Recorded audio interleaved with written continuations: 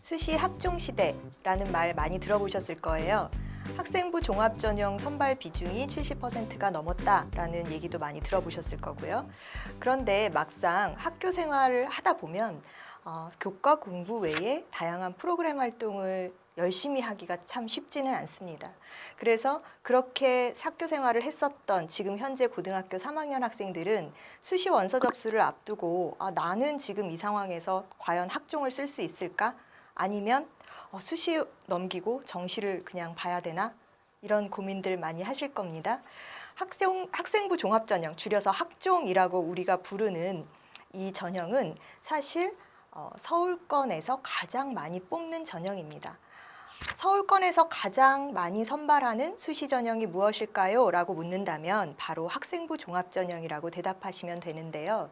따라서 공부만 열심히 했었던 최상위권 학생들은 막상 수시 지원을 하려다 보면 내가 학생부 종합전형으로 지원하지 않고서는 갈 수 있는 대학이 많지 않구나라는 것을 피부로 느끼게 되실 거예요. 오늘은 학생부 종합전형에 대해서 우리가 조금 더 자세히 알아보는 시간을 갖도록 하겠습니다. 학생부 종합평가라고 하면 아마 서류평가라는 말을 많이 들어보셨을 겁니다. 학생부 종합전형 말 그대로 학생부라는 학교생활 기록부의 줄임말이죠. 학생부라는 서류, 그리고 자기소개서, 그리고 선생님들의 추천서, 그리고 마지막 하나, 아마 이 부분은 많이들 모르실 거예요. 고교 프로파일이라는 서류가 종합적으로 평가되는 전형이 바로 학생부 종합전형이에요. 다른 거는 다 들어보셔서 아실 텐데 고교 프로파일 과연 이게 무엇이냐라고 생각하실 텐데요. 사실 이 부분은 인지하고 계셔야 돼요. 굉장히 중요한 부분이고 내가 고등학교를 들어가서 무작정 열심히 한다고 되는 거는 아니고 이 고교 프로파일을 통해서 우리 학교의 정보를 내가 먼저 알고 여기에 맞춰서 고등학교 3년 동안의 생활을 해야 학종에서 유리한 서류를 만들 수 있거든요. 고교 프로파일은 말 그대로 학교의 다양한 정보를 담은 서류예요.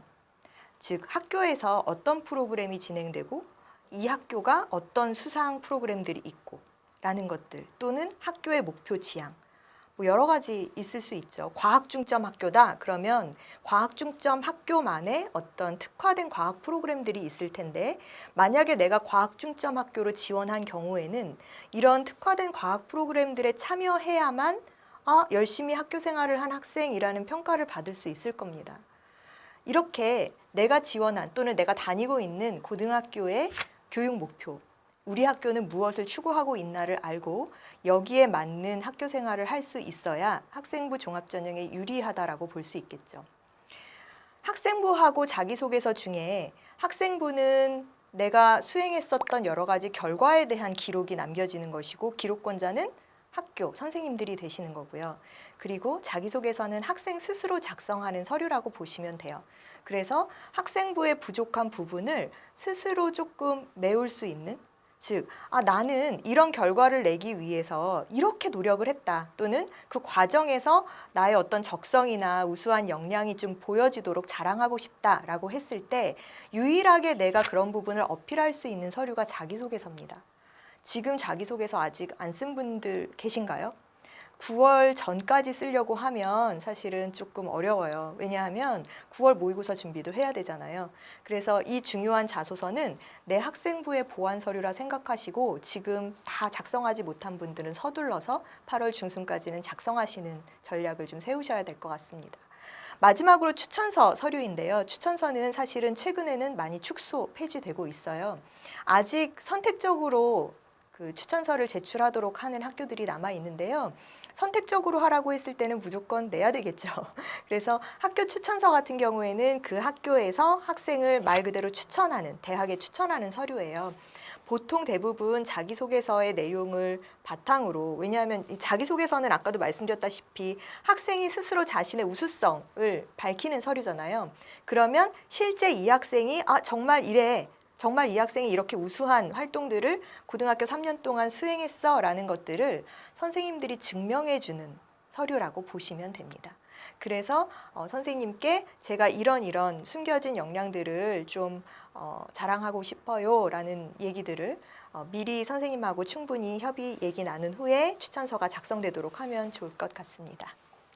학생부 종합전형은 1단계 서류 평가에서 지금 말씀드린 이런 다양한 서류로 일정 배수를 선발하게 돼요. 물론 학생부 종합전형이 다 다단계 전형만 있는 건 아닙니다. 학생부 서류 100% 또는 학생부만 가지고 평가하는 종합평가 방식으로 진행되는 학교도 있어요. 예를 들어서 뭐 그런 경우에는 자기소개서나 추천서가 들어가지 않습니다. 대부분 많이 진행되는 학생부 종합 전형의 단계는요, 다단계 전형으로 진행이 됩니다. 1단계에서는 지금 말씀드렸던 이런 서류 요소들을 가지고 종합적으로 평가해서 일정 배수를 선발하게 되는데요. 보통 2배수에서 5배수까지 학생들을 선발하게 되죠. 그리고 나서 1단계를 통과하게 되면 그 다음에 2단계에서는 면접이라는 요소가 들어가게 됩니다. 1단계 통과한 서류는 사실 실질적인 점수 편차가 그렇게 크지는 않아요. 왜냐하면 보셔서 아시겠지만 2배수를 뽑아요. 즉 2배수를 뽑는다라는 거는 우리 학과, 뭐 예를 들어 경영학과다. 그러면 경영학과 이번에 30명을 뽑아요. 그러면 2배수를 뽑게 되면 1단계 통과 배수는 60명을 먼저 뽑는 거죠. 그리고 나서 2단계 성적으로 나머지 30명이 떨어지는 겁니다. 즉 2명 중에 1명이 탈락. 5배수를 뽑는 경우는 어떨까요? 5명 중에 4명이 탈락하게 되는 겁니다. 따라서 2단계 면접에 대한 부담이 클 수밖에 없어요. 1단계 서류는 비슷비슷한 학생들끼리의 경쟁이라고 치면 사실 면접은 성적 따라 가지는 않습니다. 여러분들 아시겠지만 남들 앞에서 말을 잘하는 그런 스타일의 학생도 있는 것이고 공부 성적은 굉장히 좋은데 남들 앞에서 조금 수줍어서 말을 잘 못하거나 얼굴이 빨개지거나 하는 경우들도 있죠.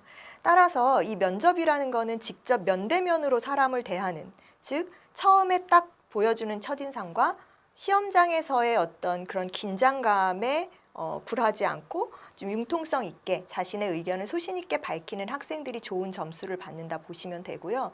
따라서 결과적으로 보면은요, 이 면접 점수에 따라서 1단계 성적이 뒤바뀌는 경우가 굉장히 많아요. 여러분들 보셔서 아시겠지만 대부분 수시 이제 뭐 전형의 입시 결과, 입결이라고 줄여서 얘기를 하죠. 입시 결과가 발표되면 학교들이 발표하는 그런 상황들이 굉장히 다양해요. 뭐 1단계 서류 통과 최초 합격자의 뭐 평균이나 70% 컷 또는 최종 합격자의 평균이나 70% 컷 이런 식으로 발표가 되는데 두 가지를 다 발표하는 경우에 입시 결과를 보시면 아마 이해하시기 쉬울 겁니다. 1단계 통과선의 평균 점수와 2단계를 최종적으로 합격한 평균 점수의 등급차가 큰 학교들이 덜어는 있거든요. 그러면 이런 경우에는 변수가 있었구나. 서류 외의 변수는 면접이었구나. 면접이 중요한 요소였구나 라는 거를 생각하시면 될 것 같습니다.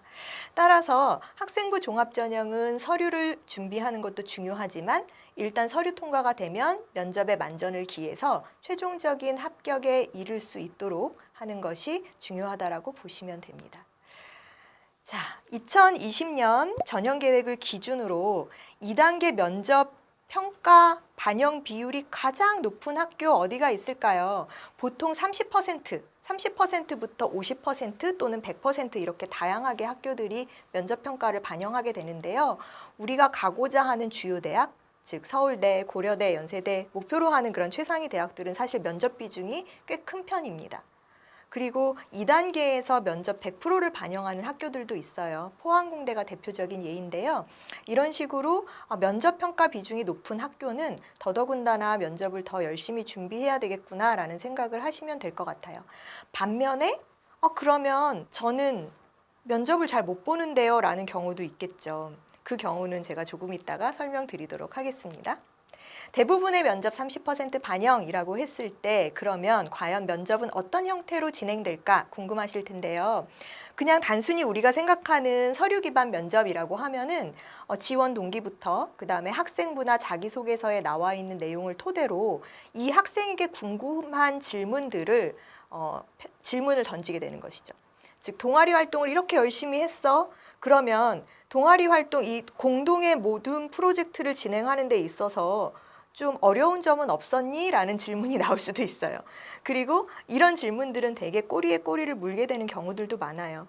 있었어요. 뭐 친구들과 뭐 이런 과정에서 약간의 갈등이 있었고 의견 대립이 있었고 이런 얘기들 참 흔하지만 언제나 있을 수 있는 얘기들이잖아요. 그러면 이제 뒤이어 질문들이 그러면 너는 그 상황에서 어떤 역할이었니? 그 갈등 상황을 어떻게 해결했어? 갈등을 해결하는 데 있어서 네가 했었던 노력은 어떤 것이었어? 라는 것들이 질문으로 나오게 됩니다. 제가 이 말씀을 왜 드리냐 하면요. 학생부 서류 기반 면접, 즉 인적성 면접이라고 우리가 부르는 이런 면접들은 단순히 우리 학과에 왜 왔어요? 라는 것들을 물어보는 것이 아니에요. 따라서 내 학생부나 자기소개서 내용에서 내가 역으로 평가자 입장에서 어떤 질문들을 던질 수 있을까를 고민해 보는 것도 면접 대비를 할 수 있는 하나의 전략이라고 보시면 돼요. 예상 질문, 즉 나에 대한 예상 질문을 다 뽑아서 거기에 대한 답변 연습을 해야 되고요. 기계적으로 답변하시는 거는 좀 피해 주시는 것이 가끔 이제 학생들이 면접 준비를 하다 보면 너무 긴장한 나머지 정말 기계적으로 또박또박 이야기는 하는데 아무런 감정 없이 얘기하는 경우들이 있어요. 사실은 그런 경우에는 그렇게 호감을 주지는 못하겠죠. 자연스럽게 얘기할 수 있도록 내 예상 질문을 가지고 거울 앞에서 내가 객관적으로 나를 평가해 볼 수 있는 시간을 가져보는 것이 준비 방법이라고 할 수 있겠습니다. 서류 기반 면접 외에 또 하나의 면접 평가의 유형은 바로 구술고사의 형태예요. 재시문 면접이라고도 하는데요. 지금 현재 이제 주요 대학들 중에서 재시문 면접을 보는 학교는 서울대, 고려대, 연세대, 경희대 등등이 있어요. 재시문 면접은 말 그대로 재시문이 주어지는 겁니다. 말로 하는 논술? 이렇게 생각하시면 될 것 같은데 다양한 유형의 재시문들, 학교마다 특색이 좀 다릅니다. 서울대 같은 경우는 단과대별로 다른 질문이 나오고요. 그다음에 고려대 같은 경우는 인문계라 하더라도 또 자연계라 하더라도 단순히 뭐 수리과학 문제만 나오는 것이 아니라 그런 내용들을 토대로 볼 수 있는 고전도 섞여 나오기도 하고요. 이런 식으로 다양한 융복합 지문이 나오는 것이죠. 그리고 그런 주어진 3, 4개의 제시문들을 하나의 주제로 엮어낼 수 있는 능력이 필요해요. 여기에 질문 2, 3개가 딸려 나오고 제한 시간 15분 정도 안팎에 이 문제를 풀어서 면접관 앞에 가서 답변을 하는 것입니다. 네. 그렇기 때문에 다양한 제시문을 내가 정확하게 분석해낼 수 있는 짧은 시간 내에 핵심 키워드를 찾아서 분석해낼 수 있는 그런 독해력이 필요하고요. 그 다음에 이제 분석력. 그 다음에 이거를 시사적인 문제로 엮어서 생각할 수 있는 해결 방안을 생각할 때는 내 경험을 토대로 내가 실질적으로 이거를 정말 유의미하게 느끼고 있어 라는 걸 보여줄 수 있는 그런 판단 능력과 응용력이 필요하다라고 볼 수 있겠죠. 단기간에 완성될 수 있는 게 아니죠. 따라서 재시문 면접을 보는 그런 학교에 지원을 한다라는 학생들은 지금 현 시점부터 면접 준비가 필요하다라고 보시면 될 것 같습니다. 자, 그러면 아까 제가 면접고사, 저는 남들 앞에서 울렁증이 있어서 정말 면접 없는 데로 가고 싶은데 면접 없는 학생부 종합전형은 없는 건가요? 라고 물어보신다면 있습니다. 네. 학생부 종합 전형이 여러 가지 진행이 된다고 제가 말씀드렸잖아요. 아까 처음에 말씀드렸을 때 학생부 서류만 가지고 평가하는 서류 100% 전형 같은 경우에는 면접이 실시되지 않아요. 올해 같은 경우에는 서강대와 성균관대 등이 면접을 실시하지 않고 그 다음에 한양대도 면접고사가 없죠. 네. 물론 이제 성균관대 같은 경우는 의대나 사범계열 쪽은 면접이 있으니까 그런 부분은 유의하시면 될 것 같고요.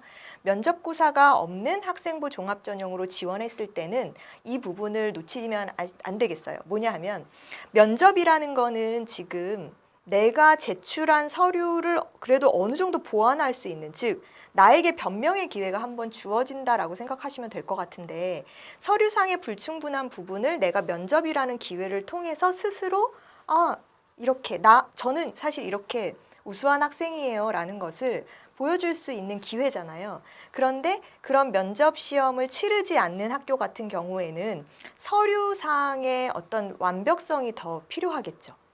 즉 학생부 서류가 완벽하다든지 아니면 자기소개서도 완벽하다든지 이런 부분이 좀 갖춰져 있는 경우는 과감하게 면접고사가 없는 전형으로 지원해 보는 것도 나쁘지 않을 것 같습니다. 네, 학생부 종합전형은 1학년, 2학년, 3학년 1학기까지의 골고루 동일 비중으로 반영이 되는데요. 사실은 정해져 있는 반영 비율이라는 거는 없어요. 아까도 말씀드렸지만 종합적인 평가, 정성평가라는 부분이기 때문에 정량적으로 몇 퍼센트, 몇 퍼센트, 몇 퍼센트 또는 서류 중에서도 뭐 학생부 몇 퍼센트, 자기소개서 몇 퍼센트 이렇게 정해져 있는 비율이 없는 것입니다. 따라서 굉장히 서류적인 요소에서도 학생부가 좀 불충분하다면 자기소개서가 유의미하게 쓰일 수도 있는 거고요. 또 생각보다 그렇지 않은 경우도 있을 수도 있는 거고요. 그래서 이런 경우에서는 왜 우리는 뭐든 결정하려고 하잖아요. 학생과 학부모님들께서는 아마 궁금하실 거예요. 얼만큼 비중이 들어가길래 자기소개서가 그렇게 중요해요? 그렇게 열심히 써야 되나요? 뭐 이렇게 질문하시는 경우들이 있는데 사실 제가 말씀드렸다시피 정해진 반영 비율이 없다라는 것은 그만큼 어떤 서류든 최선을 다해서 준비를 해야 된다라는 의미겠죠. 이렇게 생각하시면 될 것 같습니다. 그래서 보완 서류로 준비를 하시고 동일 비중까지 반영이 된다라고 했으니 지금 아마 8월 말이면은 3학년 1학기 학생부가 수정 마감이 될 텐데요. 아직 수정 기회가 좀 남아있죠. 여러분들 학생부 3학년 1학기 때 학생부를 보고 조금 더 보충하고 싶거나 아니면 조금 더 내가 뭔가를 조금 더 어필할 수 있는 부분이 있을까라고 한다면 담당 선생님하고 상의해서 학생부를 조금 더 보완할 수 있는 방법을 고민을 해보시는 것도 좋고요. 수정 기간 끝나기 전에 가능한 일이니까요. 그리고 2학년 학생들은 그렇다라는 거를 생각해서 3학년 1학기 준비 계획까지도 3학년 들어가서 이제 끝났지 생각하시지 말고 3학년 1학기까지 완벽을 기해서 준비해야 되겠구나라는 생각을 하시면 될 것 같아요. 자, 일단 여러분들이 지금 학생부 종합전형이 어떻게 진행되는지 다단계 전형, 일괄 합산 방식 또는 학생부 100% 면접이 있고 없고 면접의 유형이 어떻게 다르고 설명을 드렸는데요. 구체적인 사례를 통해서 학생부 종합전형에 어떻게 하면 성공할 수 있을지를 다시 한번 이어서 살펴보도록 하겠습니다.